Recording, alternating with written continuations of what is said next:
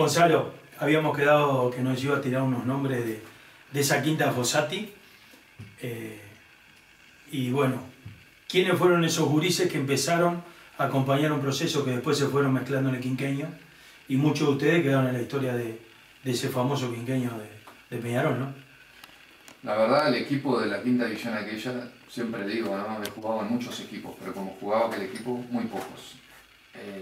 El equipo estaba formado por Flores al arco, el Gordo Álvarez, Felipe Rebollo, Enrique de los Santos, no José Enrique, sino Marcelo de los Santos, sí, que después jugó en el 99. Marcelo de los Santos, Walter Zurraco, volante por la derecha Nicolás Rotundo, yo jugaba de 5, de 10 jugaba el Pelusa Magallanes, de enganche el Tony Pacheco, el Tato Martín García de 11 y de 7 el Cacique Vallejo.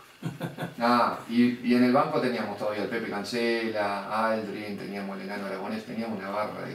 No, y porcentualmente un porcentaje altísimo de jugadores jugaron en primera división. Sí, sí, bueno, de esa... Porque por lo general se dice entre un 3 y un 4%, acá era un...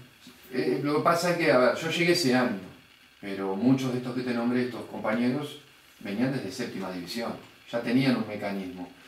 Después de ahí ascendimos junto el de Flores, Rotundo, el Fede, ¿quién más está? Flores, Rotundo, el Fede, el Tony y yo. Esos, y después los otros el año siguiente, o sea, todos pasaron en diferentes etapas por parte del quinqueño de Peñarol. Algunos tuvimos más suertes, otros no tantas, pero en definitiva esa quinta división nutrió lo que fue el primer equipo y ahí se armó un mix de experiencia y juventud para llegar a lograr el objetivo que fue ganar el quinqueño, ¿no? Ese quinqueño tuviste a meses, que es la famosa aquella transferencia tuya al Mérida, la primera salida tuya. ¿Te quedó ese clavito puesto en el zapato de no haber podido llegar a... Porque fue una cuestión de tiempo, ¿no? Y me quedó porque después de tanto luchar, tantas cosas que se hablaban, llegar a la cuarta fecha de clausura, irme a Europa, pero me quedaron esos 2 meses de decir, lo termino y me voy, doy la vuelta olímpica y me hago completo. Pero evidentemente hay otros factores que influían y mucho. Aspecto económico. Me estaba pidiendo un entrenador como Jorge de Alessandro para un equipo de primera división de España. Y evidentemente nunca sabe uno las vueltas de la vida. ¿Sí? No sabía si había una segunda. Y no sabía una posible lesión, uno nunca tiene que esquivar lo que el presente te está marcando. Y la verdad que fue un contrato muy bueno, fueron 4 años, de los cuales cumplí 1 porque después me fui para el Málaga, pero no podía desaprovechar, ni por el tema económico, ni porque era una transferencia a Europa, en definitiva el sueño de todo futbolista. Tal vez. Exacto. Y esa te permitió entrar a un fútbol grande, de grandes futbolistas, de grandes equipos, y tuviste la suerte es en lo que poco que me parece a mí que aplico la suerte, es un tema de lesiones. Yo creo que la suerte se acompaña con la actitud, con el levantarse a entrenar todos los días como si fuera el último. Y eso hace que pasé por 3 o 4 equipos de muy buen nivel, de Valencia, de Málaga, de Atlético de Madrid. Hiciste un recorrido de 10, 11 temporadas de excelente nivel, ¿no? Sí, lo que me permitió el Mérida, si bien era un equipo que recién ascendía a primera división, me permitió tener continuidad. Para mí es clave. Primer año en Europa, si vas, no te llevan al banco suplente, como que te bajoneás, extrañás, querés volver. Yo extrañé mucho, me fui con 20 años, me encerraba en mi casa, vivía solo, todos los días, pero le metía lo que había que ponerle. Y quería triunfar, quería quedarme 10 años en Europa, 10 años en Europa. Eso estaba acompañado por la selección, que continuamente me estaban convocando para la selección uruguaya. Ya era parte de un proceso en la eliminatoria de Francia 98. Eso me dio confianza y sobre todo personalidad, porque estaba rodeado de fenómenos como Francesco Rubén Sosa, Bengoechea, el Pato Aguilera, unos monstruos. Entonces me fui con una madera yo para Europa, por más que tuviera 20 años. Me permitió pegar el salto al Málaga, un equipo, un cambio bastante importante, no solo por lo futbolístico, sino más que nada por la ciudad. Mérida era una ciudad de 60.000 habitantes y me voy a una ciudad muy turística en la Costa del Sol, que ahí me costó la transición un poco porque ese cambio... Era más pueblerino Exacto, ¿no? El cambio, yo con 21 años ya cumplidos ahí, estaba con 2 amigos que me habían ido a visitar, los había llevado para que estuvieran conmigo y claro, cosas de 21 años, ¿viste? De la edad uno no pensaba mucho y bueno, empezás a salir, a conocer la ciudad y estuve a punto de prácticamente liquidar mi carrera, ¿no? Hasta que apareció una charla bastante fuerte con Paco Casal, que era mi representante, y que siempre digo, ¿no? Me encaminó en ese me acuerdo, Clara, esa charla fue una charla por teléfono que tuvimos y me dio un repaso de aquello, ¿viste? Pero hablando entre hombres, aunque fuera por teléfono. La soberana. Sí, fue una charla muy buena y que a mí me hizo también reaccionar a tiempo, me hizo también encaminarme si quería una cosa o quería la otra. Y también conocí a mi señora, que es malagueña, la conocí en esos momentos y fue, yo creo que fue lo que me encaminó para todo el resto de los años que tuve en el fútbol europeo. Coincidís conmigo, yo en las tareas que hago también, esto de lo que es captación de talento, eso, una de las pocas cosas que le decía a los gurises que el 80% de nuestra carrera es la pareja que tengamos al lado. Por todo lo que tienen que dejar de vivir ellas, porque son las que se encargan de la parte que la gente no ve. Pero mirá, es tal cual. Yo, o sea, le doy la misma importancia que le das vos, porque muchas veces, mientras nosotros concentramos, mientras nos vamos 15 días de pretemporada por ahí, mientras estamos lejos, está el colegio de los niños, hay una cantidad de cosas y ese sustento moral sí, como el trabajo y emocional que necesitas, ¿no? Que necesitas. Y si tenés una buena piedra, una buena madera al lado, es lo que te va a hacer es ese sustento que necesitas siempre para el fin de semana rendir. ¿Qué recuerdos tenés de ese periplo europeo? Digamos, debe haber habido momentos cúlmines, sobre todo lo que viviste dentro del campo, el cruzamiento con deportistas, con jugadores de elite, que vos, con el paso del tiempo no muy lejano, porque algunos hoy están vigentes, decir, pensar que yo marqué a... Dame 3, 4 jugadores que vos digas, estuve al lado de este monstruo. Qué satisfacción cuando vos te toca, digo, y empezás a rebobinar todo lo que hiciste para estar ahí. Sí, importantísimo. Generalmente antes de irme a Europa, yo miraba muchos futbolistas que jugaban en mi posición. Fernando Redondo fue mi espejo toda la vida. Mauro Silva, campeón del mundo junto con Dunga en el 94 en Estados Unidos. Y Guardiola, campeón de Europa en el 92 con el Dream Team de Cruyff. Y me tuve que enfrentar con ellos, sí o sí, porque era la zona de influencia de mi posición en la cancha y la de ellos. Y fue un espectáculo, ¿no? Yo cuando los veía en la cancha, una cosa es lo que hablan, otra cosa es poder enfrentarte a ellos, a ver qué es lo que hacen de bien, qué diferencias tenían con uno. Y verlo jugar a Fernando Redondo era una delicia, ¿no? Para mí es el mejor 5 que yo vi en mi vida. Unas características diferentes, tenía una zurda que era imposible quitarle la pelota. Se defendía abriendo los brazos con los codos cada vez que arrancaba. Después enfrentarte a Guardiola, un titiretero, no te fallaba un pase, cambio de frente, panorama de cancha. Y después una roca como Mauro Silva, ¿no? Mauro Silva era un auténtico motor, distribuía bien la pelota, pero era aquel que te hacía todos los relevos. Era el amigo de todos en la cancha. Fuerte. Yo me acuerdo, un día fuimos cuerpo a cuerpo con Mauro Silva. Y fue la vez que más temblé en mi vida, ¿no? Fue chocar con una pared, pero literalmente, ¿no? O sea, me acuerdo clarito que no fue fuerte él. Yo fui fuerte y me tiró 2 metros más o menos. Reboté. Y era un jugador que no era alto, sí robusto y jugaba con 90 kilogramos de peso. Y decís, ¿cómo puede jugar con 90? Porque era todo músculo, una bestia. Sí, Gonzalo, hay un jugador que es más de mi época, pero muy de similares características a la tuya. Capaz que alcanzaste a verlo jugar a Marangoni. Para mí, bueno, a ver. No, porque digo, me nombraste contemporáneo tuyo y yo hice un poquito de sí. memoria, estamos hablando que tenemos 10 años por de qué, diferencia te mínimo, ¿no? te explico por qué me acuerdo de Marangoni. Porque Fernando Redondo, el ídolo de Fernando Redondo era Marangoni, y el ídolo de Marangoni Falcao. Es una cadena. Entonces venía Falcao, el volante central en la selección de Brasil del 82, con Toninho Cerezo, Sócrates Zico.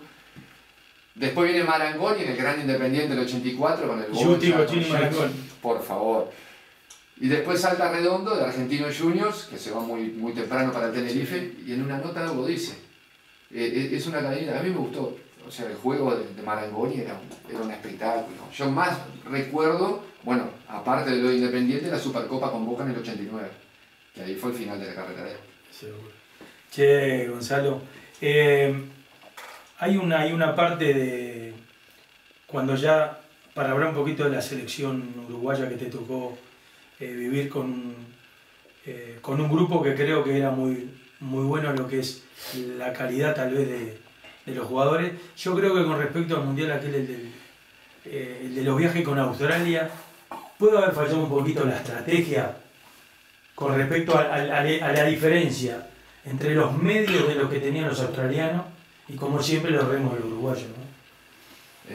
Mira, para hablar de la selección, gracias a Dios es la camiseta que junto con la de Peñarol siempre soñé vestir y lo logré. Defender a la camiseta en un mundial, la camiseta celeste es lo más grande que puede existir. Después hay una cantidad de detalles, anécdotas y vivencias que uno vive que podríamos estar 10 horas hablando. Te lo voy a resumir. La selección del 2002 era un grupo excepcional de personas, de amigos y compañeros. O sea, nos defendíamos entre todos. ¿Qué pasó? No teníamos los medios ni estábamos sumergidos en un proyecto como la selección actual. Que un proyecto, yo siempre digo, es el sustento de todo rendimiento. Pueden haber casos excepcionales que sin estar en un proyecto por las individualidades o un gran equipo puedan salir a flote. Pero aquella selección hubieron dos cosas que a mí me dieron lástima, que no las pudimos concretar. Era un proyecto, están insertados en un proyecto, y otra fue la lesión de Fabián O'Neill en un amistoso en la previa del Mundial del 2002. Con Fabián O'Neill llegábamos fácil a semifinales porque estaba en un nivel que a pocos futbolistas le vi para esa posición. Y lo del proyecto, evidentemente, cuanto más sustento tenés, no hablo solo de lo económico, sino las comodidades de infraestructura. Nosotros fuimos a una concentración en el Mundial de Corea y Japón, a la fábrica de la Samsung, que quedaba a 200 kilómetros, campo, mitad del campo, a 200 kilómetros del pueblo más cercano. Estábamos como sumergidos en una cárcel. Después nos pasaban de una concentración de la posta del lado, terminamos viniendo al final de la eliminatoria para el complejo celeste, por inaugurarlo rápidamente cuando no estaba en condiciones todavía de lograr una selección nacional. Y después lo que me decías de la estrategia en los dos repechajes con Australia, del 2001, perdimos allá 1-0, ganamos 3-0 aquí. No fue una estrategia equivocada, yo creo que Australia tenía menos equipos que nosotros y lo demostramos de cancha. En el 2005, en el repechaje que quedamos eliminados por penales, Australia había levantado su nivel, pero nosotros teníamos una gran selección. Esa selección de Jorge Fossati jugaba muy bien al fútbol. ¿Qué pasó? Y nos sacaron ventaja en la estrategia operativa. Exactamente. ¿Por qué? Porque Australia, a la hora de viajar, de pegar la vuelta de Montevideo a Sydney, viajó en un avión prácticamente adaptado a las condiciones de los futbolistas. Sacaron todos los asientos de clase ejecutiva y metieron 5 o 6 camillas de masajes para recuperar más rápido a los futbolistas. Nosotros viajamos, si bien viajamos en ejecutivas, algunos teníamos que pasar para turistas, hicimos dos tandas de horarios. En mi caso viajé 5 horas antes del partido y evidentemente son todos causas que después te afectan en el rendimiento. Y si te acordás del partido, yo creo que no fue justo el resultado, pero quedamos afuera, que lo que vamos. Sí, a la larga, esto como nadie se acuerda si jugaste bien o mal, se acuerdan de la estrella. Hay una parte de la historia de eso que me comentás que está por ahí, que ahora la vamos a ver y disfrutar. ¿Está? Vamos a seguir con eso ahora en instantes más con Gonzalo, que nos va a mostrar esa partecita de historia.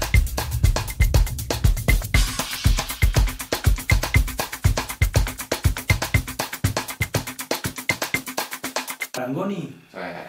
Para mí, bueno, a ver. No, porque digo, me nombraste contemporáneo tuyo y yo hice un poquito de memoria, estamos hablando que tenemos 10 años. Por qué, te explico por qué me acuerdo de Marangoni.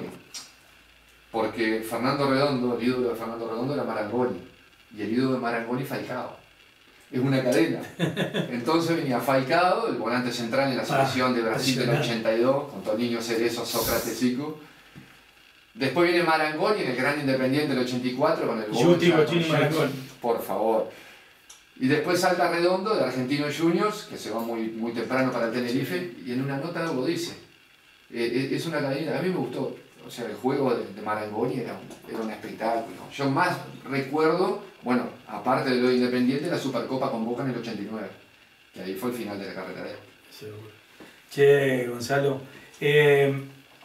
hay una parte de cuando ya, para hablar un poquito de la selección uruguaya que te tocó vivir con un grupo que creo que era muy bueno en lo que es la calidad tal vez de los jugadores. Yo creo que con respecto al mundial aquel, el de los viajes con Australia, puede haber fallado un poquito la estrategia con respecto a la diferencia entre los medios de los que tenían los australianos y como siempre los vemos los uruguayos, ¿no?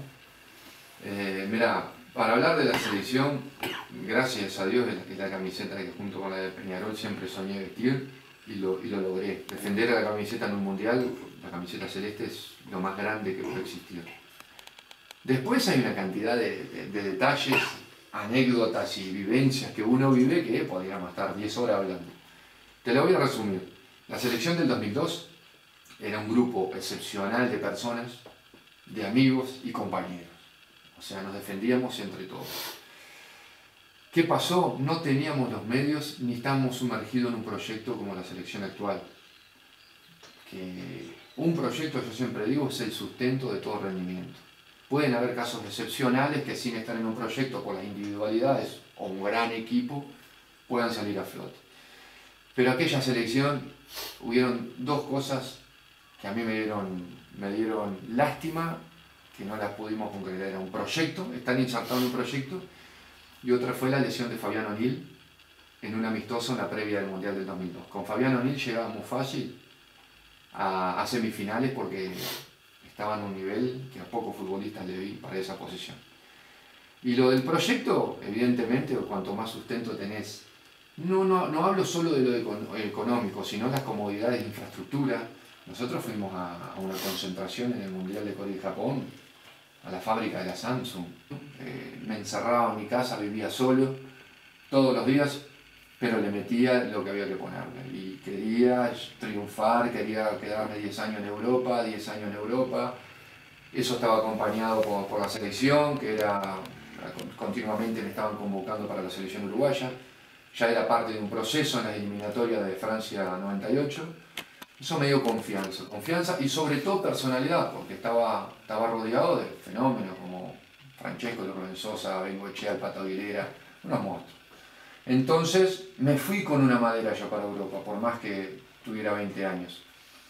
Me permitió pegar el salto al Málaga, un equipo, un cambio bastante importante, no solo por lo futbolístico, sino más que nada por la ciudad. Mérida era una ciudad de 60.000 habitantes y me voy a una ciudad muy turística en la Costa del Sol, que ahí me costó la transición un poco porque ese cambio... Era más pueblerino el Málaga. Exacto, el cambio, yo con 21 años ya cumplidos ahí, estaba con dos amigos que me habían ido a visitar, los había llevado para que estuvieran conmigo, y claro, cosas de 21 años, ¿viste? De la edad uno no pensaba mucho y bueno, empezás a salir, a conocer la ciudad y estuve a punto de prácticamente liquidar mi carrera, ¿no?